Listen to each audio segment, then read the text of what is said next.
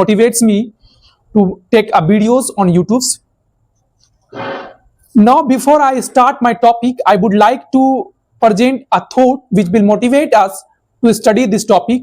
A small breath of life in newborn carries the biggest meaning of life. And as a nurses, we are here to safeguard it. With this spirit, I am going to present my case on tracheoesophageal fistula. Welcome to Mithila nursing classes. मैं आज से 2 महीने पहले की आपको एक कहानी सुनाना चाहूंगा जो कि हमारे एनआईसीयू में हुई थी। एक पेशेंट, एक हफ्ते का नवजात बच्चा, न्यू बॉर्न बेबीज, जो कि हमारे ही हॉस्पिटल में जिसकी बर्थ हुई थी, नाम था उसका आरव शर्मा। आरव शर्मा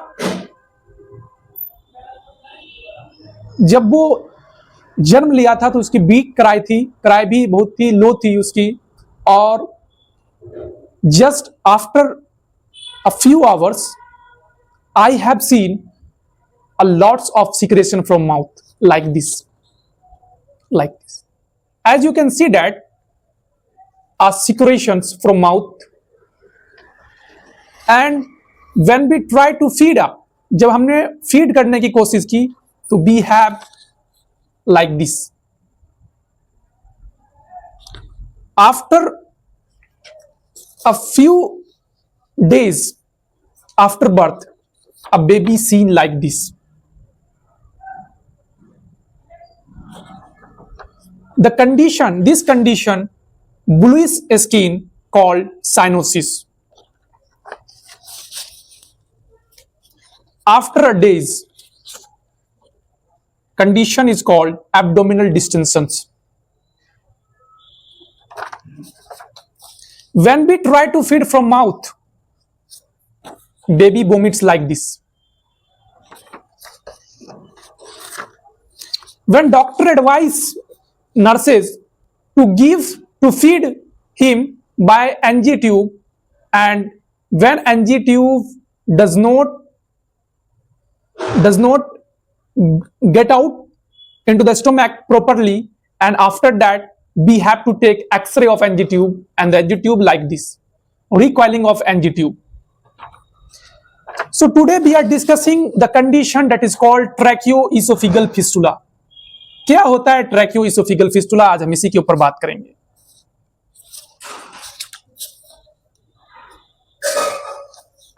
अगर हम बात करें इसके इंट्रोडक्शन की, तो tracheoesophageal fistula ये 3 वर्ड से मिलकर बना है, that is called trachea, esophagus and fistula. Let him stand, explain one by one. What is trachea? Anyone can say? The trachea is a tube that connects your larynx to your lungs, and its main function is to carry air in and out from the lungs. If we talk about esophagus, the esophagus is a muscular tube that connects the stomach, that connects the throat to the stomach. Its main function is to carry food and liquid from the mouth to stomach. What is in fistula? The third word is fistula. Fistula is an abnormal connection or passage between 2 organ or vessel that normally do not connect. Its type: anal fistula, arteriovenous fistula, tracheoesophageal fistula. So अगर आपसे कोई पूछे tracheoesophageal fistula क्या होता है, तो आपको simply आपको जवाब देना है कि ईसोफिगस और ट्रैकिया के बीच एक एबनॉर्मल कनेक्शन बनने को ही, एक एबनॉर्मल पैसेज बनने को ही, that condition is called tracheoesophageal fistula. That is a congenital anomalies that challenges both clinical as well as nursing care. और अगर इस हम कंडीशन को समझना है तो हमें एक कंडीशन को इसके साथ ही समझना पड़ेगा, दैट इज कॉल्ड एट्रेशिया। अब हम बात करें कि भाई एट्रेशिया को हमें क्यों समझना पड़ेगा इस कंडीशन को समझने के लिए, तो इसका सीधा साधा जवाब है कि ये condition always accompanied with a condition that is called atresia. ये हमेशा एक कंडीशन के साथ ही देखने को मिलती है और वो कंडीशन एट्रेशिया। सो हमें एट्रेशिया को भी डिस्कस करना पड़ेगा। एट्रेशिया एक होलो ट्यूब का ब्लॉकेज कह सकते हैं या फिर नैरोइंग कह सकते हैं। तो इसी को हम अगर हम बात करें एक बुकिश लैंग्वेज में क्या लिखा होता है, तो एक congenital condition where a tube और hollow organ fails to develop properly resulting in blocked or missing opening called atresia. No opening or blocked tube, that is called atresia.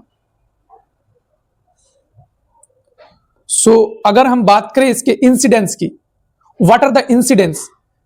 So इसके incidence जो है ये 5000 बर्थ में किसी एक को देखने को मिलता है, 5000 बर्थ। अगर हम बात करें इसके ईटियोलॉजी के, what are the etiologies of tracheoesophageal fistula, इसका कोई एग्जैक्ट काउज नहीं है अभी तक, अभी इसके पर रिसर्च चल रहा है। दूसरे अगर हम काउज की बात करें, जेनेटिक फैक्टर्स, जैसे किसी के इसके सिबलिंग्स में ट्राइसोमी हो रखा हो 23rd क्रोमोसोम का, 13 क्रोमोसोम का या 18 क्रोमोसोम का किसी एक सिबलिंग को, तो आप इसमें देखने को मिलेगा। Maternal alcohol smoking also factors, exposure of methimazole, maternal polyhydramnios. Polyhydramnios का मतलब होता है एमनेटिक फ्लूइड, जहां पर बच्चा डेवलप होता है मदर के वोम में, उसके अराउंड जो है, बेबी के अराउंड जो है एक एमनेटिक फ्लूइड भरा होता है, जिसका लेवल अगर एक्सेसिव हो जाए, उसका लेवल बढ़ जाए, तो कहीं ना कहीं ट्रैकियोएसोफेगल होने की चांसेस बढ़ जाती है। डायबिटीज हो प्रेग्नेंट वोमेन के अंदर फर्स्ट ट्राइमेस्टर में, तो कहीं ना कहीं ट्रैकियोएसोफेगल होने की चांसेस बढ़ जाती है। अब हम इसके अगर हम बात करें क्लासिफिकेशन की, तो क्लासिफिकेशन आप कुछ इस तरह से समझ सकते हैं। What are the classification? आप इसे क्लासिफिकेशन में 5 क्लासिफिकेशन होते हैं, type A, type B, type C, type D और टाइप ई। अब अगर हम बात करें इसको समझने का, इसको कैसे लर्न करेंगे, तो देखिए टाइप ए में जो है आपको ये 8% देखने को मिलता है, और इसमें जो है सिर्फ और सिर्फ आपको एट्रेशिया देखने को मिलेगा। आपको जो है इसमें कोई भी फिस्टुला नहीं देखने को मिलेगा, कोई भी कनेक्शन नहीं देखने को मिलेगा। आप ऊपर देख सकते हो प्रोक्सिमल पार्ट में भी एट्रेशिया बना हुआ है, नीचे डिस्टल पार्ट में भी जो है आपको जो है ब्लॉकेज देखने को मिलेगा, एट्रेशिया देखने को मिलेगा। और आप अगर टाइप बी की बात करें, तो टाइप बी में आपको सिर्फ और सिर्फ आपको प्रोक्सिमल पार्ट, ऊपरी पार्ट जो है उसमें आपको फिस्टुला देखने को मिलेगा, ट्रेकिया सेटाइस देखने को मिलेगा। नीचे वाला पार्ट जो है वो आपको एट्रेशिया देखने को मिलेगा, वो किसी से अटैच नहीं है, उसके अंदर कोई फिस्टुला नहीं बना हुआ है। टाइप सी जो कि सबसे कॉमन है, ये 85% पेशेंट में देखने को मिलता है। इसमें नीचे वाला पार्ट जो है ट्रेकिया के साथ जुड़ा हुआ होता है, ऊपर वाला पार्ट जो है हमेशा ब्लॉक्ड होता है, ऊपर वाले पार्ट में एट्रेशिया बना होता है। ये 85% आपको देखने को मिलता है। अगर हम बात करें इसकी टाइप डी की, टाइप डी में आपको दोनों ऊपर के पार्ट में प्रोक्सिमल पार्ट में भी और नीचे जो डिस्टल पार्ट है उसमें भी फिस्टुला, दोनों तरफ फिस्टुला देखने को मिलेगा। और टाइप ई जो कि 4% होता है, इसमें जो है आपको कोई एट्रेशिया देखने को नहीं मिलता है, कहीं पे ब्लॉकेज नहीं देखने को मिलता है, सिर्फ और सिर्फ जो है आपको इसमें एक फिस्टुला देखने को मिलता है, वो आपको बीच में देखने को मिल रहा है। अब हम जो है इसका ट्रिक कैसे इसको याद करेंगे, तो याद करने का एक ही ट्रिक है, मैंने लाया है all babies can drink easily. All babies जो है कैन ड्रिंक इजिली, ऑल से आपको ए निकालना है, बी से आपको बी निकालना है, और कैन से आपको सी निकालना है, और डी ड्रिंक से आपको डी निकालना है, और ई से आपको इजिली से ई निकालना है। अगर आप पहले अल्फाबेटिकल वर्ड को लेंगे तो आपका टाइप निकल जाएगा A B C D E type. अब आपको ए से अलोन बनाना है, अलोन का मतलब होता है अकेला, केवल एट्रेशिया ही देखने को मिलेगा। बिगिंस, बिगिंस का मतलब होता है बिगिंस फ्रॉम एबव, ऊपर से शुरुआत होगा, जब भी शुरुआत होगा तो ऊपर से होगा, तो ऊपर में आपको फिस्टुला देखने को मिलेगा, नीचे आपको एट्रेशिया देखने को मिलेगा। ये आपको टाइप बी में, बी फॉर बिगेन और बिगेन फ्रॉम एबव, तो ऊपर आपको फिस्टुला, नीचे आपको एट्रेशिया। सी फॉर कॉमन, कॉमन में आपको देखने को मिलेगा नीचे फिस्टुला जो कि सबसे कॉमन होता है। डी फॉर डबल, डबल में आपको दोनों तरफ फिस्टुला देखने को मिलेगा। E for C for common, common जो आपको मैंने बताया कॉमनली 85%, कॉमनली 85% आपको जो है नीचे के साइड, नीचे वाले साइड में जो है आपको फिस्टुला देखने को मिलेगा। ये सी फॉर हो गया कॉमन। और अगर हम बात करें डी, डी का मतलब डबल, डबल में दोनों तरफ fistula. E for passage, easy passage, easy passage जब होगा जब एच टाइप का इसोफिगस होगा। तो ये था आपका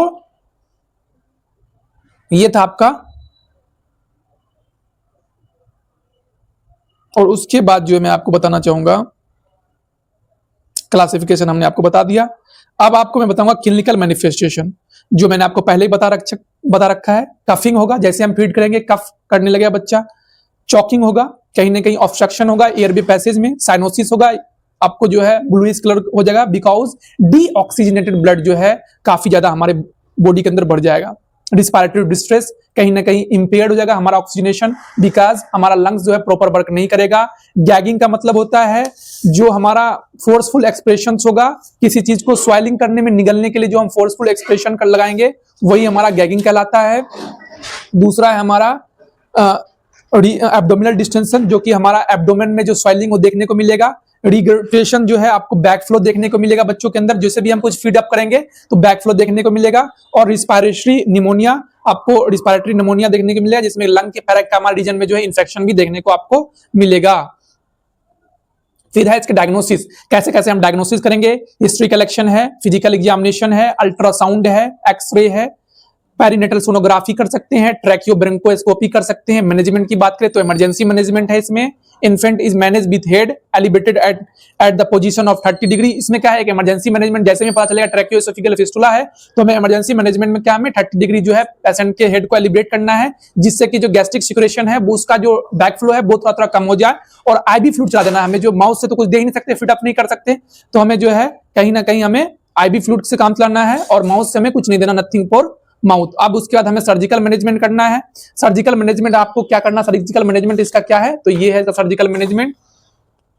इस सर्जिकल मैनेजमेंट में आप देख सकते हैं इन टू इन जो है इसमें एनास्टोमोसिस होगा। इन टू इन एनास्टोमोसिस होता है इसमें, जो हमारा ये है इस पार्ट को जहां से अलग करना होता है, अलग करके इस दोनों सिरे को जोड़कर that procedure is called anastomosis. तो एनास्टोमोसिस हमें करवाना होगा। और आफ्टर सर्जरी हमारा क्या रोल है, maintain clear airway. As a nurses हमें जो है एयरवे का ध्यान रखना है। दूसरा, परफॉर्म ओरोफेरेंजियल सक्शनिंग करना है to remove accumulatory of the secretion. Teach family about gastrotomy feeding technique, कैसे हमें जो है डायरेक्ट गैस्ट्रोटोमी से हमें कैसे फीड करना है, इसके बारे में हमें फैमिली को बताना है। Reduce anxiety of family member, family member के अंदर जो एंजाइटी है उसको कहीं ना कहीं रिड्यूस करना है।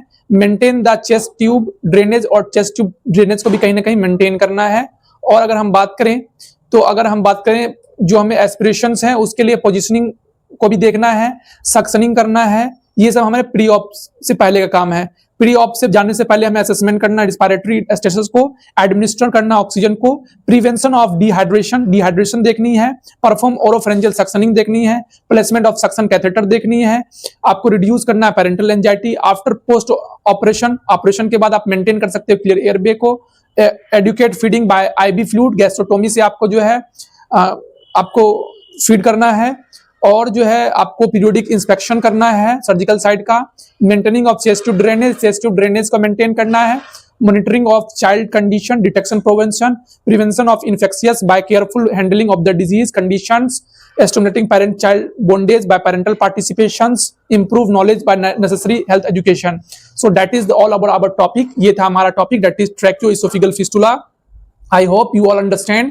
अगर फिर भी कोई आपको समस्या रहती है तो नीचे कमेंट का सेक्शन दे रखा है, उसमें आप कमेंट कर सकते हैं। मैं अवेलेबल हूं, मैं एज ए मेंटर आपको गाइड कर सकता हूं। एंड मैं आपको बताना चाहूंगा, एज मैंने न्यू आप करियर स्टार्ट किया है यूट्यूब पे, तो आप मुझे सपोर्ट करें। मैं यहाँ पर कोई पैसे कमाने के लिए नहीं बैठा हूं कि यूट्यूब से मैं पैसे कमाऊं। मेरा जो मोटो है वो एक पुअर स्टूडेंट तक भी जो है फ्री एजुकेशन मुझे पहुंचाना है ऑल द वर्ल्ड। तो आप इस मेरे पाथ में आप कहीं ना कहीं आप हेल्प कर सकते हैं। तो वीडियो को लाइक करिए, सब्सक्राइब करिए। I hope you enjoy my session. Thank you very much. Subscribe the Mithila Nursing classes. Thank you guys.